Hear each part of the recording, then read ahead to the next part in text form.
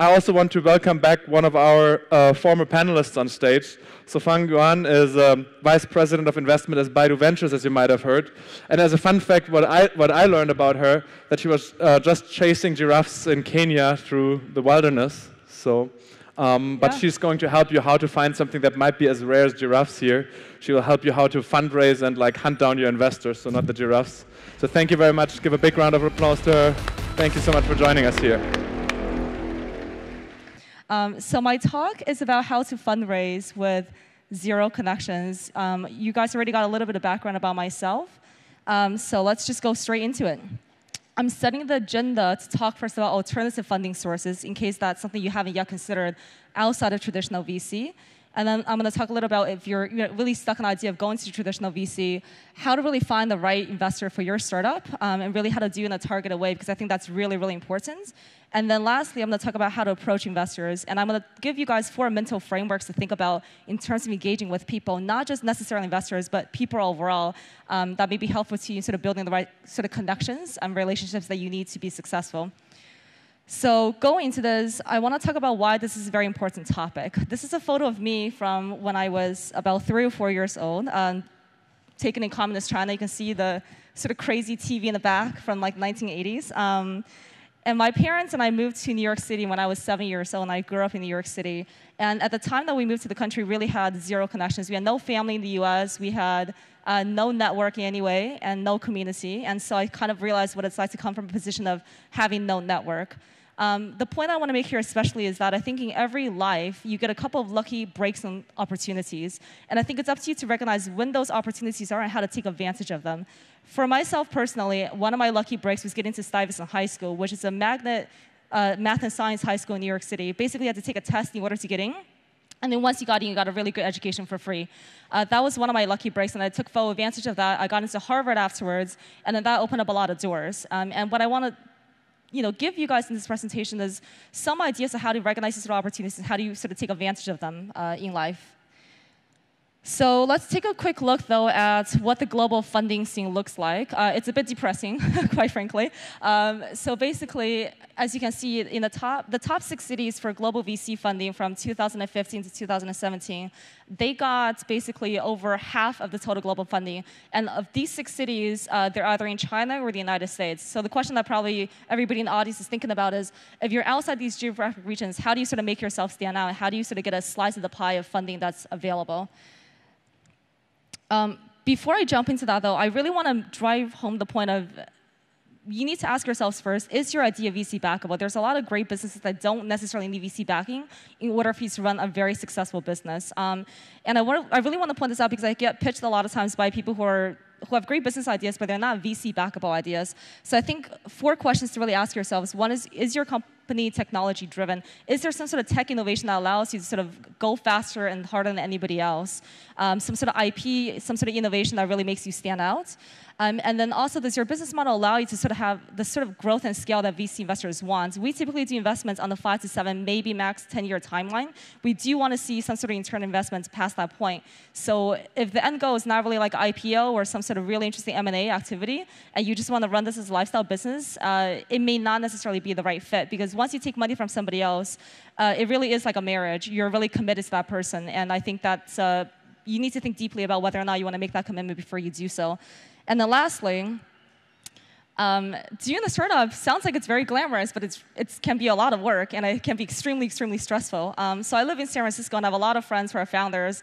I have seen them go through high levels of anxiety, depression, sometimes marriages breaking apart. I don't want to be a Debbie Downer about this, but I think if you make this decision, you have to realize that the lifestyle choice you're making can be an extreme one if you really want to be growing fast, like a rocket ship startup. So you need to make a personal decision, ask yourself, what are your motivations for trying to do a startup? Like, what is it that's really driving you? And hopefully you're doing it for the right reasons. So if you do want to start fundraising, I'm going to go through a couple of the main options and then talk more specifically about the traditional VC option. which is what I guess a lot of folks are interested in. So obviously there's friends and family. They're going to probably be the easiest people to convince to give you money. They're going to give you better terms than anybody else. The downside, obviously, is that unless you have maybe an uncle that's really familiar with whatever business you're going into, they're not going to be as helpful when it comes to setting strategy and helping you find maybe the next round and finding customers along these lines. I will also think about, depending what sort of business you're going into, there could be a lot of really interesting government grants, especially in the sciences and deep tech. If you're doing like a social enterprise, there's a lot of good foundations out there that have grant money as well. And then there's also been like a rise in the last couple of years in alternative funding sources. So for example, like Kickstarter, crowdfunding, things along these lines. And I think I would advise you to sort of research those avenues as well in case there's something that really fits well with your specific category of business. And obviously, there's accelerator programs that are more tailored for folks who are in other geographies. 500 Startups, for example, has offices all over the world. And then Entrepreneur First, with what Gwen has been talking about, is very helpful in setting up startup founders who don't yet have necessarily the right team or the right idea at the point. There's also programs, obviously, in Silicon Valley. Some of them will want you to relocate, and some of them are OK if you work remotely. So you have to sort of dive through to figure out what are the details among all these accelerator programs. And then lastly, there's really like local angel investors and pre-seed and seed funds in your local geography, which I definitely recommend looking up because these are the people who understand your geography the most, understand the local culture, the local language, and what businesses have been successful or not successful in the past. Depending on how developed the startup ecosystem is, in a place like Israel, for example, we typically want to see that a pre-seed or seed investor has invested in that company already, because that to us is a really good signal. It may sometimes be a red signal if the local investors don't invest, because then we think, why have they passed on this deal? There must be something that we don't see that they see, and they know the markets probably better than we do. In markets maybe that are not as developed, it's not as big of an issue, but I would say try to go to where you get the closest source of funding first, and you can sort of expand from there. So if you have zero connections, the question is, where do you begin? And I'm going to talk about this in sort of concentric circles of going from where your connections are to where you just don't have any connections at all. So I actually think that the first thing you should do is look through your personal networks. I think almost everybody has some type of connections. And I think the first type of person you should go after are people who are known as super connectors. There's always a couple of these in everybody's social networks. They're the social butterflies. They're the people who know everyone. Likely, they might have a contact for you that will be helpful for you. It may not be an immediate contact. It may not be a close contact. But they should be able to give you a couple of ideas of people who you would be able to benefit from chatting with. And so I think really hard about just name the top 30 people in your network that's very, very social, and actually just chat with them about what you're trying to do and what you want to work on. And in general, I say be shameless. Talk to people about what your idea is. If you don't ask the universe for what you want, you're not going to get it. And there's been so many times in my own life where just by talking to somebody kind of random about what I'm interested in, they're like, oh yeah, my uncle has done something like that, or like my husband's cousin has done something like that. And a lot of times these connections do get made, and you build relationships in very strange and unexpected ways. So I would say if you want something, be bold and go and ask for it. I want to talk also about the power of weak connections. Your weak connections are not your closest friends, but your weak connections are useful because there are people who are acquaintances or sort of like acquaintance friends who are in maybe different geographies, maybe in different industries. And I think it's helpful to talk to those people as well about what you're working on, because people really like to help each other. They want to feel like they're being helpful to somebody. And I think by talking to these people, you're going to get a lot of interesting things that come up that maybe are not necessarily what you expect. So I say rule number one is to always create opportunities for yourself. And then later on, I'll talk about mental frameworks as to how to encourage these sort of connections to come about. And then let's say you exhaust your first degree and second degree connections. What do you do next? I think for everybody in this audience, the great news is you guys are all here. So going to local and global conferences is a really, really great way of meeting people, especially because you're all like-minded and you're driven here by similar interests. I think another tip that I found to be really helpful is to actually volunteer for these conferences and not just come as a participant. Not only do you typically get a free ticket, you get to meet the conference organizers and get to know them pretty well, especially if you add a lot of value. What's helpful about that is that a lot of times, the most connected people at these conferences are the conference organizers themselves. They've invited all these people around the world to come. Maybe they've invited somebody and have built a relationship with them, and they don't come this year, but they might come next year, but they're still in touch with them. If they like you and you build a really good rapport with these folks, they might be able to make introductions that are very valuable for you, but you're never going to know if you don't reach out and really build connections with these people, especially local people on the ground who have a lot of connections externally. I also think about like university events, government events. It really depends on what sector you're in. Business associations for the industry you're selling to can also be very helpful. So I think just think deeply about where are all the different areas where you can meet really interesting people. And you should try to meet the people where they are at as well, which I'll talk about in a little bit. Let's see. And then finally, if you really just have no way to meet these people physically, I think there's obviously digital means of engaging with folks. A lot of investors are on Twitter, they're on LinkedIn, they're all across social media because our job is to source deals that are interesting for us. Right? And so we typically put ourselves out there in order to be contacted, and there should be ways to reach almost any investor that you want to reach if you really try hard enough. And then we talk about how to actually reach the right investor for you. The best, obviously, if you can get a warm introduction to investor, primarily, hopefully, through one of their founders in their portfolio, there's somebody they've worked with, there's somebody who knows you really well, because a warm introduction is the best way to actually get to somebody very, very quickly. But let's say you just can't do that for whatever reason. So how do you engage with somebody, either digitally or physically in a conference, or just trying to get to know them in general? I want to say, like, the one thing I would definitely not recommend doing is blanket bombing and emailing or LinkedIn messaging hundreds of people hoping that somebody replies. That strategy never works. And I say this as somebody who gets tons of LinkedIn messages, many of which are not really relevant for me. And I know from looking at that message that they have not done their research, they don't know who I am, they don't know what I'm interested in.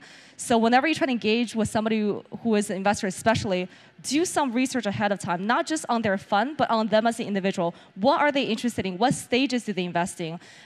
What do they care about in terms of geography? Are they ever going to invest in your region? Are they maybe open to that? Have they done talks in like your country, for example? I think it's especially important to look for investors that have maybe invested into similar categories, but not your direct competitors. Because if it's a direct competitor, they're not going to look at it because of conflict of interest, right? So be really thoughtful about which investors you want to target, because having a list of 15 really good target investors is worth much more than having a list of 500 investors who are not relevant at all. There's a great website called Signal NFX where you can go and look up all these different individual investors. There's photos, there's information about what stages they invest into. That's just one website out of many, or you can find this information online. But there's so much information online about investors, there's really no excuse for you not to have that information ahead of time before you start talking to them. And then also, find these people where they're at, right? If it's a local angel or a local VC, they're making themselves available to people in the local geography. You should be able to find and identify these people pretty quickly and go through maybe second or third degree connections to meet these people. Also look for scouts. There are people who are literally, or like university students, or anybody who is actually gets a financial stake in bringing good deals to investors, right? These people are incentivized to find people like you. If you have a good idea, they want to meet you. So you can position yourself to meet these people where they're at, because these are the people that are incentivized most to find you guys. And the last thing I would say is always try to get feedback from people, even if you're not a good fit for them. If you've done your research and you've done like a really good outreach email, and they say that you're not a good fit for them, ask for what the reason is for why, and just say, very honestly, I want to improve so that I can iterate for the next investor I chat with, so can you please give me some quick feedback? I almost always respond to that if what you've emailed me or what you've LinkedIn messaged me makes sense for me. If I pass on it, I will generally be really polite and tell you exactly what the reason is for why, and most investors would not mind doing that because they've seen that you've done your research.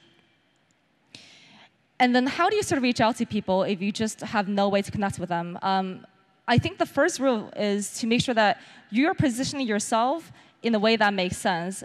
I wonder how many people have Googled themselves and seen what actually comes up. I think you might be surprised at what actually shows up when you Google yourself. A couple years ago, I Googled myself, and I realized that there was an essay that I wrote in college many years ago that was actually available for anybody to sort of download. And that essay was not meant for public consumption. So I had to actually email the IT department of my university to get that removed. So I would say try to see what your digital record says about yourself. Investors are very interested to invest in founders who have a history and passion for whatever industry area they're going into. So do you have a personal blog that talks a lot about, let's say, supply chain, because you've been in supply chain your entire life and now you want to build a technology company around that? That's a really good sign, right?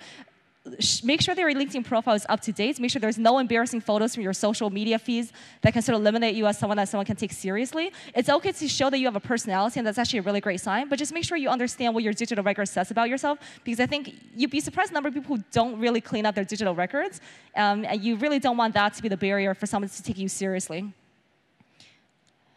And then I want to talk about how you actually write an outreach email to somebody. There are many, many forms of bad pitches. I'm just giving two very small examples. The first one is just too vague. You're trying to reach out to me, but what is the reason for why? You have to make every interaction a win-win situation. If you reach out to me, what is my incentive to reply to you? You get something out of the exchange, but what do I get out of it? Most people, unfortunately, think about the world in that way. And so you have to really incentivize people to reply to you, right? And so how do you end up doing that, which we'll talk about a little bit. Another example is, yeah, you might catch my attention with a claim that says you've debunked the law of energy conservation. But if that's actually true, you should be pitching the Nobel Peace Prize Committee, because that is actually a fantastic claim. And if you write something like that, no one is going to believe. There's just no evidence for that, right? And so just make sure that when you try to get someone's attention, it's actually like a credible claim. This is not necessarily the best type of cold outreach email, but it's one that I probably would respond to. So I'll break down the elements of why this outreach email is very interesting. One, you know who I am, and you know what blog posts I've been writing. Hopefully you're working in a space that's related to what I've already said publicly I'm interested in. If you give comments on the blog article, that's great as well, but that's not the important thing. The important thing is you're telling me that you're starting a company in my stage around the funding level that I typically write checks in, that's in the area of expertise that I have. That's very, very interesting for me. And if you tell me on top of that, if you give me hard numbers, you're doing pilots with X number of companies, especially if the pilots are going to go to production. And you may not be at that level of detail yet, that's also fine. But the more details you can present to make yourself credible that you are the sort of company that I would want to invest in, the better that is for both sides, right? And you can do this in a very, very short, sweet paragraph. And then you can always leave it open and say, like, let me send you a short deck if you're interested. That way you get the investor's email. They're incentivized to get more information from you. So they're giving you their personal information, contact information. And you're saying, I'm not going to bombard you with a 40-page thesis about why this is interesting. It's a nice short deck, and you can take a look at it. If you don't like it, that's okay. If you do, that's great. I think that's really important to make sure that you're wording things very precisely. And then I want to talk lastly about 4 frameworks for engaging with people. And I think this is important not just with investors, but kind of generally as an approach to think about how you engage with people in general and how you build longer-term relationships. I think it's a philosophy of life that I think is, in the long run, far more important. So number 1 is givers, takers, and matchers. And this is pretty self-explanatory, right? There are people who are generally much more giving when you first meet them, people who like to take but don't give back, and then there's people who, I'll give to you, give to me. I think it's always good to try to err on the side of being a giver in all circumstances if you can. There's a great book by Adam Grant, who's a professor at Wharton, and what he talks about is the most successful people in the long run are givers, and the least successful people are also givers. And the difference between these two types of givers is that the givers who are successful are the ones who are strategic in how they give. They're not going to be taken advantage of by takers. And why this is important is when you engage with investors, investors will remember people who are memorable. And how are you memorable? You're memorable if you offer to help somebody, right? You're memorable if you're like, okay, like maybe you don't like my startup, but I've got 3 friends who have similar, who have startups in other areas. Can I introduce you to them? There are so many examples I can give of people who have created an impression on me because they've been helpful to me without asking for anything back. And I've got a guy right now, I've just introduced him to 10 other VC friends. He's starting a company in the area that's not of interest to me. But when I first met him, he was super helpful to me, connecting with a bunch of startups. I didn't end up investing in any of them, but I was very grateful for that. And he made an impression on me.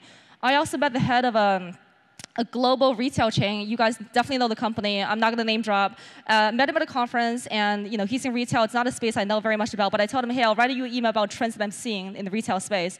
I did that about a week later after the conference, and he wrote back saying, this is amazing.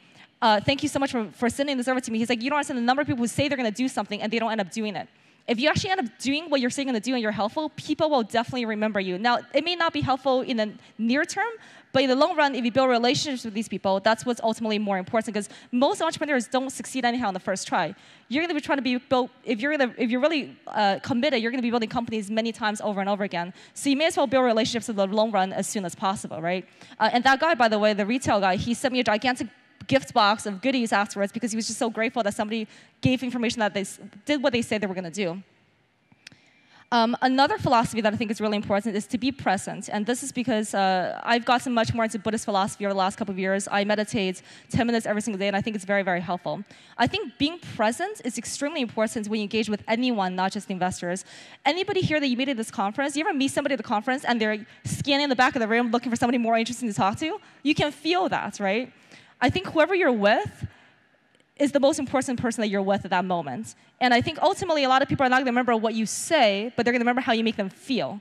And I think when you try to build a long-term relationship with anybody, whether it's your business partners, whether it's your employees, whether it's investors, you need to be present and really be focused on who you're with.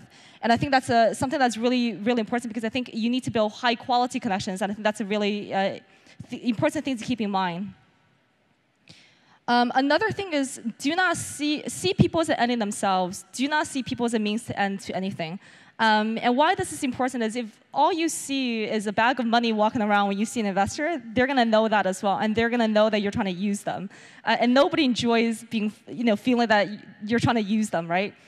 In reality, what you should be doing is to create a win-win situation for both sides. And this is true for any relationship that you have. You should never try to have somebody go against their own will. Never have somebody do what they don't want to be doing. Instead, you have to make a compelling case for why should they work with you, right? Whether as an employee, whether as a business partner, whether as a co-founder, or whether as an investor. In reality, all investors want really good deals, right? So what makes you a really good deal? If it's a win-win situation, they'll recognize that. So you just have to make that case very clearly for what that is. Don't try to force them to do something they want to do. Make a really compelling case for why it is that if they win, you also win.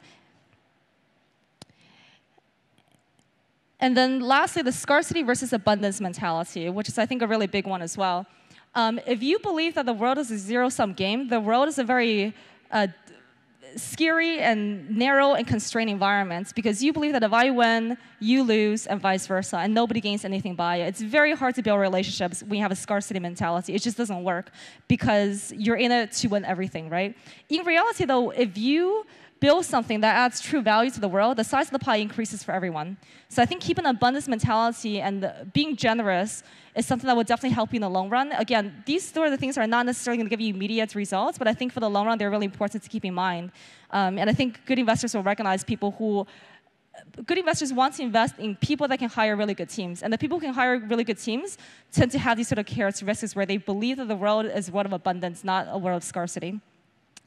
And then lastly, I want to say that the entrepreneurship journey, to me, is very similar to the life journey, which to me has been really well captured by Joseph Campbell's book, Hero of a Thousand Faces. I'm sure this sort of theme has been around for a while, so I'm not going to go into this too much in depth. But what I want to say is I really hope you enjoy the journey of entrepreneurship because I think it's a really valuable and interesting one. I hope you're always growing and learning because I really think that in the end of the day, the journey is really the most important part. And so with that, I'll end it here. And if you have any questions, feel free to find me afterwards. Thank you.